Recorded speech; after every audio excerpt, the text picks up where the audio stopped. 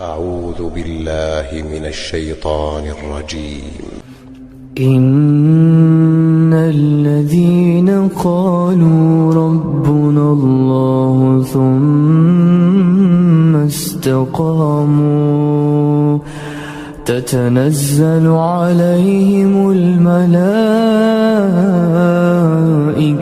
ألا تخافوا ولا تحزنوا تتنزل عليهم الملائكة